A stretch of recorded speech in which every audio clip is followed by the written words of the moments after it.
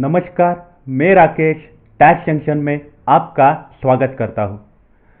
तो दोस्तों, ministry of finance की तरफ से एक प्रेस रिलीज सामने आया है और उन्होंने ऐसा बोला है कि डीजीजीआई गुरुग्राम इन्होंने 3 ऐसे लोगों को अरेस्ट किया है जो जीएसटी का फ्रॉड कर रहे थे। ये 3 लोगों में एक था मास्टरमाइंड, दूसरा था कमीशन एजेंट और तीसरा था एक चार्टर्ड अकाउंटेंट। अनफॉर्चुनेटली ये रैकेट में चार्टर्ड अकाउंटेंट भी था और ये तीनों ने मिलकर फ्रॉड किया था 121 करोड़ रुपए का। 121 करोड़ रुपए का ये तीनों ने मिलकर फ्रॉड किया था। आइए करते हैं हम उस बारे में डिटेल में बातचीत। तो मिनिस्ट्री ऑफ फाइनेंस ने ऐसा बोला है कि गुरुग्राम के जो डीजीजीआई है उन्होंने जोनल यूनिट GZU हरियाणा इन्होंने 3 लोगों को अरेस्ट किया है, उसमें चार्टर्ड अकाउंटेंट भी है। और ये लोगों ने एग्जैक्टली फ्रॉड कैसे किया था, तो यहाँ पे उन्होंने एक इंपॉर्टेंट जानकारी दी है कि इनमें से एक जो मास्टरमाइंड था उसने 13 अलग अलग फर्म बनाए थे।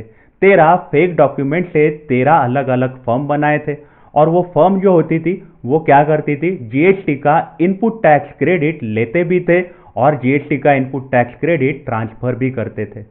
अब ये ट्रांसफर करने के लिए कोई ऐसी एस्टैब्लिश कंपनी रहती थी जो एंड यूजर कंपनी रहती थी, वो एंड यूजर कंपनीज को ये जो फेक इनवॉइसेज जो बने हैं जिसमें कोई भी सामान का सप्लाई नहीं हुआ है, जिसमें सिर्फ जीएसटी की फेक अमाउंट लिखी हुई है, वो इनवॉइसेज वो कंपनी को ये बेचते थे।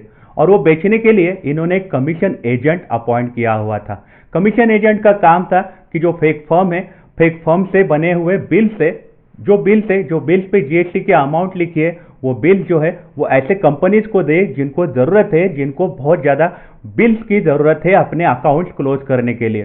तो उनको ये बिल कमीशन एजेंट बेचा करते थे और उसके थ्रू कमीशन लिया करते थे।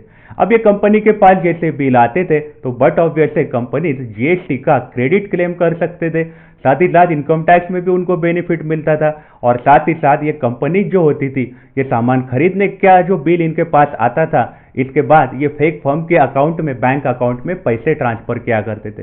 ये फेक फर्म के बैंक अकाउंट में पैसे ट्रांसफर होने के बाद यहाँ पे जो चार्टर्ड अकाउंटेंट थे उनका रोल सामने आता था, क्योंकि चार्टर्ड अकाउंटेंट जो फेक फर्म है, जो प्राइवेट लिमिटेड कंपनी है, वहां से बैंक अकाउंट से चार्टर्ड अकाउंटेंट पैसे विड्रॉ करते थे।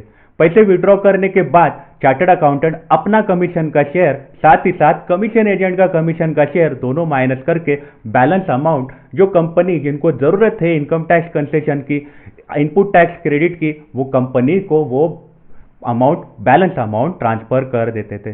तो इस तरीके से ये फ्रॉड चल रहा था और ये लोगों ने फ्रॉड किया था 121 करोड़ का।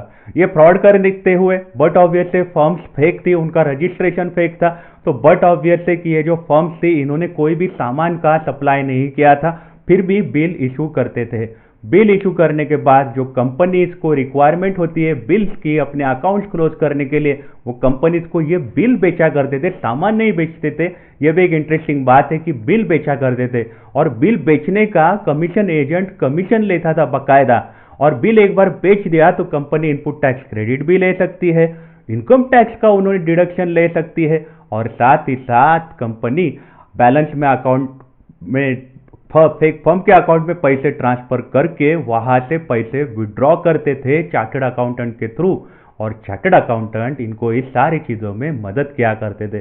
तो 3 लोगों का अरेस्ट किया गया है, एक है मास्टरमाइंड है और दूसरा है कमीशन एजेंट और तीसरा है चार्टर्ड अकाउंटेंट। तो आपकी इस बारे में क्या राय है, हमें आप कमेंट सेक्शन में जरूर बताइएगा। आप अपना ख्याल रखिएगा। अगर आप काम के लिए बाहर निकल रहे हो तो आप अपने आप को सैनिटाइज जरूर करिएगा। Take care, have a nice day.